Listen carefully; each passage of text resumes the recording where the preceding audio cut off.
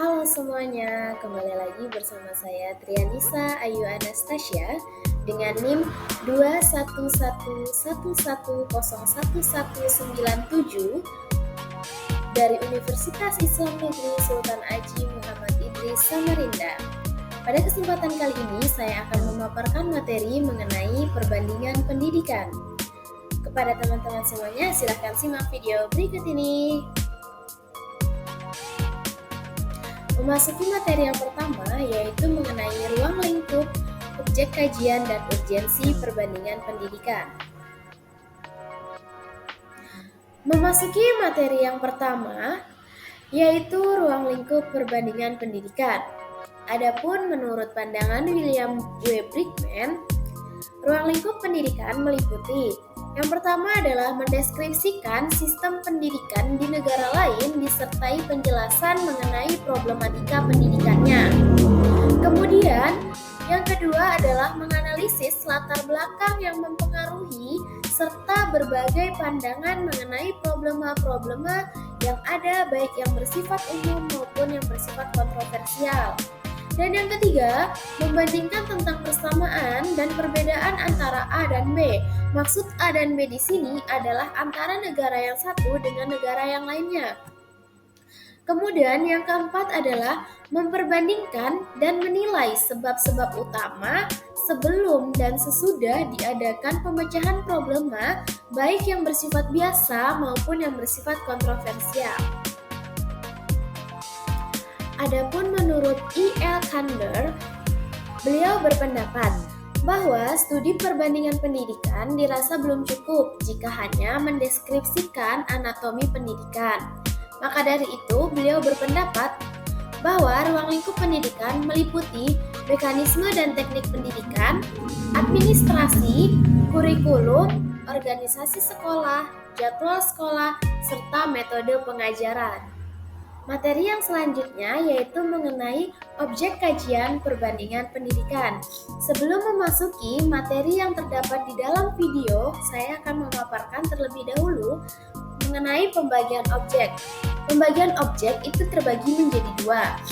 Yang pertama ada objek formal dan objek material, di mana pada objek formal ini terdapat beberapa sasaran.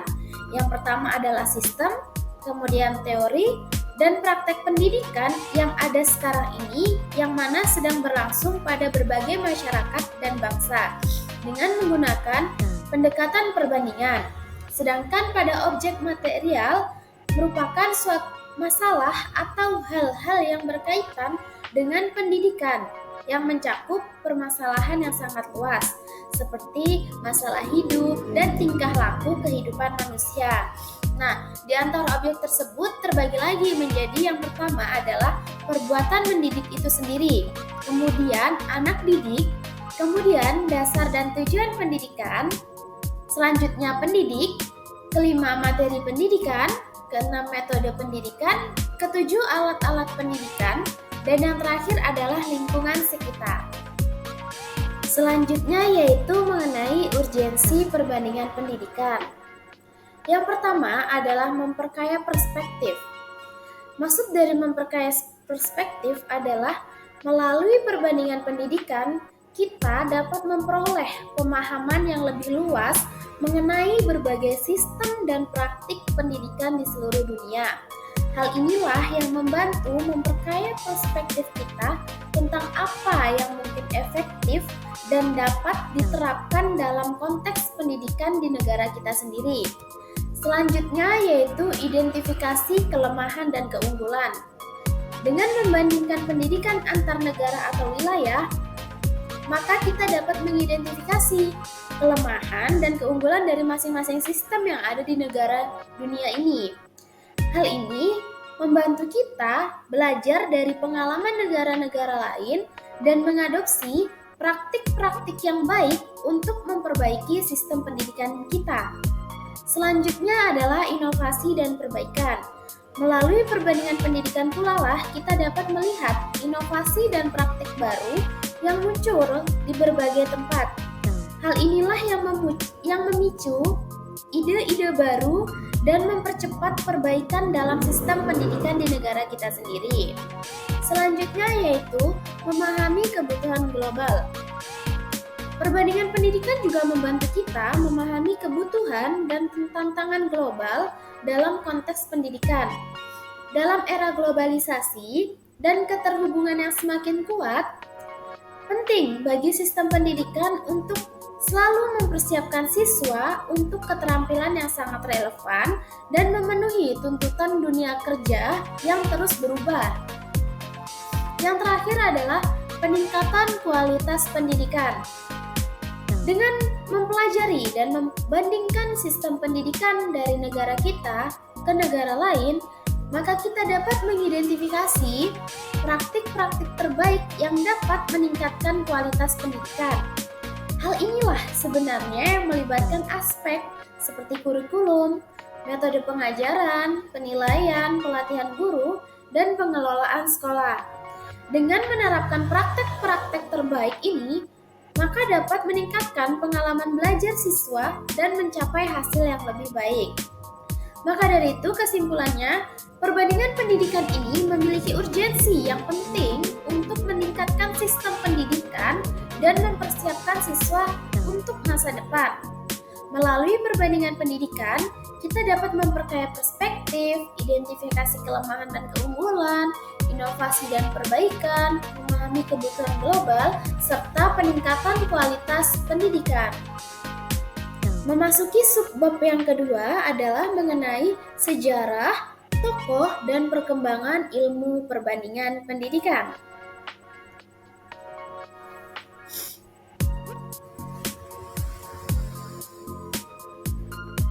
Oke, memasuki materi yang selanjutnya yaitu mengenai sejarah ilmu perbandingan pendidikan. Perkembangan ilmu perbandingan pendidikan itu tidak terlepas kaitannya dengan pendidikan internasional. Perbandingan pendidikan berawal dari munculnya pendidikan internasional ke permukaan sebagai salah satu usaha dalam forum internasional untuk menciptakan situasi harmonis dan perdamaian internasional dengan menggunakan pendidikan sebagai alatnya. Nah, untuk merealisasikan usaha ini, timbullah berbagai lembaga dengan sendirinya. Lembaga-lembaga internasional itu disebut. Kemudian, oleh karena itu, peranan dan manfaatnya yang begitu besar, maka kedudukan dari lembaga ini makin lama menjadi semakin kuat. Dan tepatnya di tahun 1926 dibentuklah yang namanya Commission on Intellectual Cooperation, sebuah komisi kerjasama intelektual yang terbagi menjadi dua.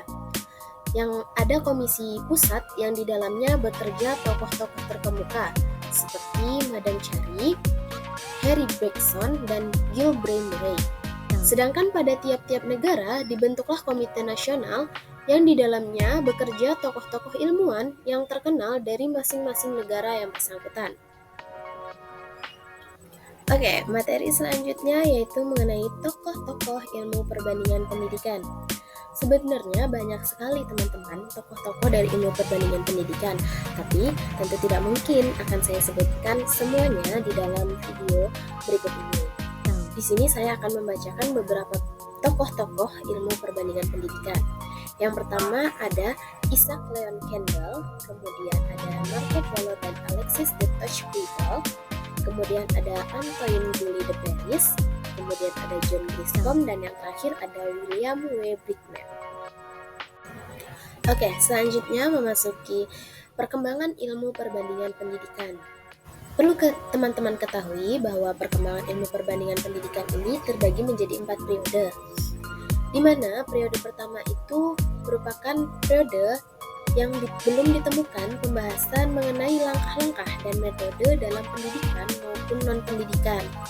Selanjutnya, pada periode kedua, yakni mengenai observasi tentang sistem pendidikan di negara-negara lain dan merupakan kelanjutan dari periode pertama. Ciri khas dari periode ini adalah munculnya berbagai tulisan-tulisan mengenai sistem kehidupannya. Nah, periode ini diawali pada abad ke-19 atau pada masa revolusi industri di Eropa. Dan pada periode selanjutnya, yaitu periode ketiga, di mana periode studi tentang hubungan sistem pendidikan dengan masyarakat, Nah, pada periode ini juga menjelaskan bahwa masa periode ekspansi dari perkembangan studi perbandingan pendidikan yang dilihat dari adanya pertukaran informasi seputar pengembangan pendidikan di antara negara. Memasuki periode yang terakhir, yaitu periode keempat yang juga merupakan periode terakhir dari perkembangan studi perbandingan pendidikan. Nah, pada periode inilah baru muncul berbagai jenis metode dalam studi perbandingan pendidikan, termasuk prosedur-prosedurnya serta ketentuan-ketentuannya, baik itu dalam skala regional maupun dalam skala internasional. Oke, memasuki materi yang selanjutnya yaitu mengenai tujuan dan sistem pendidikan dalam perspektif internasional. Memasuki materi yang selanjutnya yaitu mengenai tujuan pendidikan perspektif internasional. Perlu teman-teman ketahui sebelumnya bahwa tujuan-tujuan yang saya sebutkan ini merupakan tujuan yang telah disepakati oleh lembaga UNESCO, di mana tujuan pertama adalah memperluas dan meningkatkan perawatan dan pendidikan anak usia dini yang komprehensif, terutama bagi anak-anak yang paling rentan dan kurang beruntung. Selanjutnya, memastikan bahwa semua anak, terlebih khususnya pada anak perempuan, anak-anak dalam keadaan sulit, dan mereka yang termasuk pada etnik minoritas, memiliki akses ke pendidikan dasar lengkap, gratis, dan wajib dengan kualitas yang baik. Selanjutnya, memastikan kebutuhan belajar semua anak muda dan orang dewasa itu dapat terpenuhi melalui akses yang adil terhadap pembelajaran yang tepat dan program keterampilan hidup. Selanjutnya, mencapai 50% perbaikan dalam tingkat keaksaraan dewasa menjelang di tahun 2015, terutama bagi perempuan, dan akses yang adil pada pendidikan dasar dan berkelanjutan bagi semua orang dewasa. Tujuan yang selanjutnya yaitu mengenai menghapus disparitas gender dalam pendidikan dasar dan menengah pada tahun 2005 dan mencapai kesetaraan gender dalam pendidikan pada tahun 2015 dengan fokus jaminan bagi perempuan atas akses penuh dan sama pada prestasi dalam pendidikan dasar dengan kualitas baik. Oke, tujuan yang selanjutnya dan tujuan yang terakhir adalah meningkatkan semua aspek kualitas pendidikan dan memastikan keunggulan semuanya, sehingga hasil pembelajaran itu dapat diakui dan terukur dicapai oleh semua, terutama dalam keaksaraan, berhitung, dan keterampilan hidup yang penting. Oke, dari beberapa tujuan yang telah saya sebutkan sebelumnya, maka dapat ditarik kesimpulan bahwa tujuan pendidikan perspektif internasional adalah mengembangkan segala potensi bawaan manusia secara integral, simultan, dan berkelanjutan agar manusia mampu melaksanakan tugas dan kewajibannya dalam kehidupan. Guna apa? Mencapai kebahagiaan baik di masa sekarang maupun di masa yang akan mendatang. Oke teman-teman, memasuki materi yang selanjutnya yaitu sistem pendidikan perspektif internasional. Perlu diketahui sendiri bahwa sistem pendidikan perspektif internasional ini tidak bisa kita samaratakan. Karena tentunya pada setiap negara itu memiliki sistem pendidikan tersendiri. Karena apa mereka memiliki sistem pendidikan tersendiri? Banyak faktor-faktor yang dipengaruhi oleh seperti budaya, nilai-nilai sosial, kebutuhan ekonomi, dan kebijakan pendidikan pada negara masing-masing. Itulah yang menyebabkan sistem pendidikan perspektif internasional itu tidak sama. Namun, ada beberapa dari sistem pendidikan yang umum diakui dan diadopsi di berbagai negara. Semisal seperti yang pertama adalah struktur dan organisasi, kemudian kurikulum, kemudian metode pengajaran, kemudian penilaian dan evaluasi, selanjutnya kebijakan pendidikan, selanjutnya perbandingan prestasi siswa, dan yang terakhir adalah praktik terbaik. Oke, memasuki materi yang terakhir yaitu mengenai perbandingan pendidikan pada negara Mesir, Amerika, Belanda, dan Australia. Oke, selanjutnya selanjutnya mengenai sistem pendidikan di negara Mesir. Sistem pendidikan di negara Mesir itu mempunyai dua struktur paralel. Yang pertama ada struktur sekuler dan struktur keagamaan Al-Azhar, di mana struktur sekuler ini diatur oleh Kementerian Pendidikan, sedangkan struktur Al-Azhar dilaksanakan oleh Kementerian Agama di negara-negara lain. Selain daripada dua struktur paralel tersebut, ada juga sistem pendidikan formal, sistem pendidikan vokasional dan teknik, dan sistem pendidikan non-formal. Selanjutnya mengenai problematika pendidikan di negara Mesir. Tentunya setiap negara itu tidak terlepas dari yang namanya problematika pendidikan. Nah, negara Mesir pun juga seperti itu, tak lepas dari problematika pendidikan yang ada. Beberapa problematika yang ada di negara Mesir adalah pesatnya pertumbuhan penduduk di Republik Arab Mesir yang menyebabkan meningkatnya tuntutan atas pendidikan, dan dengan demikian meningkat pula jumlah mahasiswanya maupun jumlah siswanya. Kemudian problematika yang kedua adalah mengenai sistem birokrasi dan administrasi yang semrawut. Maksud dari semrawut di sini adalah berantakan, tidak tertata, tidak tersusun. Selanjutnya, infrastruktur yang tidak memadai yang membuat semua mahasiswa itu tidak dapat masuk dalam kelas karena jumlah mahasiswa yang banyak, namun ruang kelas tidak sesuai dengan kebutuhan mereka. Tidak hanya ruang kelas saja, termasuk sarana dan prasarana lainnya juga tidak memadai, saking banyak sekali jumlah mahasiswa yang terdapat di negara Mesir. Oke, selanjutnya yaitu mengenai kebijakan pendidikan di negara Mesir. Salah satu upaya negara Mesir dalam menghadapi problematika yang ada adalah dengan membuat suatu kebijakan pendidikan, di mana kebijakan ini diselenggarakan untuk mencapai tujuan daripada pendidikan di negara Mesir. Nah, kebijakan yang ada di negara Mesir ini terkait dengan kurikulum dan metodologi pengajaran, di mana yang pertama, kurikulum itu harus disusun oleh sekelompok tim yang terdiri dari orang-orang yang berpengalaman. Kemudian, Pusat Penelitian Pendidikan Nasional bertanggung jawab untuk mengumpulkan informasi mengenai implementasi kurikulum di lapangan. Selanjutnya, pada level pendidikan tinggi, lebih banyak kebebasan dalam menyusun kurikulum dan dalam pemakaian buku teks. Oke, memasuki materi yang selanjutnya yaitu mengenai sistem pendidikan Amerika Serikat. Nah, sistem pendidikan di Amerika Serikat itu hampir mirip di negara Indonesia, di mana terdiri dari 3 lapis pemerintahan. Yang pertama adalah federal atau central government, yang kedua adalah state government, di mana pemerintah provinsi atau negara bagian, yang ketiga adalah local government, yang dimana adalah pemerintahan kota atau kabupaten. Nah, dalam sistem pendidikan di Amerika Serikat itu juga terdapat beberapa pola struktur di pendidikan, baik pada tingkat dasar dan menengah maupun pada tingkat pendidikan tinggi. Nah, jika pada tingkat dasar dan menengah terdapat beberapa pola sebagai berikut. Yang pertama adalah taman kanak-kanak plus pendidikan dasar grade 1 sampai 8 ditambah 4 tahun SLTA. Kemudian B, taman kanak-kanak plus sekolah dasar grade 1 sampai 6 plus 3 tahun SLTP plus 3 tahun SLTA.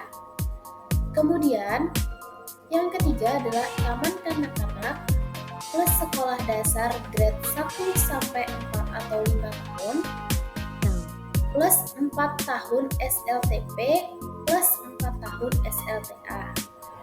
Selanjutnya mengenai problematika pendidikan Amerika Serikat, di mana di negara Amerika Serikat sendiri juga memiliki beberapa problematika pendidikan. Terdapat beberapa problematika pendidikan yang dialami oleh pemerintah dan masyarakat Amerika Serikat, yaitu banyaknya anak usia sekolah yang tidak diasuh langsung oleh orang tuanya, tingginya tingkat perceraian yang mengakibatkan banyaknya anak-anak usia sekolah yang hanya diasuh oleh sang ibu sebagai single parent dalam rumah tangganya. kemudian tingginya tingkat imigrasi yang umumnya berasal dari kalangan tidak mampu dan tidak terdidik. Selanjutnya, hingga kualitas pendidikan dan lulusan sekolah di Amerika Serikat ini masih kalah dibandingkan dengan negara-negara lain dalam standar internasional. Dari problematika yang ada di negara Amerika Serikat, tentunya Amerika Serikat juga memiliki beberapa kebijakan pendidikan. Yang pertama adalah standar akademik, di mana banyaknya negara Amerika Serikat ini memiliki standar akademik yang ditetapkan. Kemudian ujian standar yang digunakan untuk mengukur kemajuan siswa dan penilaian kinerja sekolah. Dan yang ketiga, pembiayaan pendidikan di Amerika Serikat ini umumnya berasal dari tingkat negara, bagian, dan lokal. Kemudian program khusus, di mana sistem pendidikan Amerika Serikat juga mencakup program khusus untuk siswa dengan kebutuhan yang khusus. Yang kelima adalah pilihan sekolah. Beberapa bagian di negara Amerika Serikat itu menerapkan kebijakan pilihan sekolah. Selanjutnya yaitu pendidikan tinggi dengan sistem perguruan tinggi yang luas dan beragam, termasuk universitas negeri dan swasta. Oke, selanjutnya yaitu mengenai sistem pendidikan di Belanda. Yang pertama, terdapat beberapa program penjurusan di negara Belanda itu. Yang pertama, pendidikan tingkat dasar dan lanjutan atau disebut dengan primary and secondary education, di mana terdapat 3 tingkatan dalam pendidikan tingkat dasar dan lanjutan ini. Yang pertama adalah FMBO selama 4 tahun, kemudian HAVO selama 5 tahun, dan FWO selama 6 tahun. Selanjutnya pendidikan tingkat menengah kejuruan atau disebut dengan Senior Secondary Vocational Education and Training, di mana terdapat tingkatannya yang disebut dengan MBO yang berlangsung selama 4 tahun.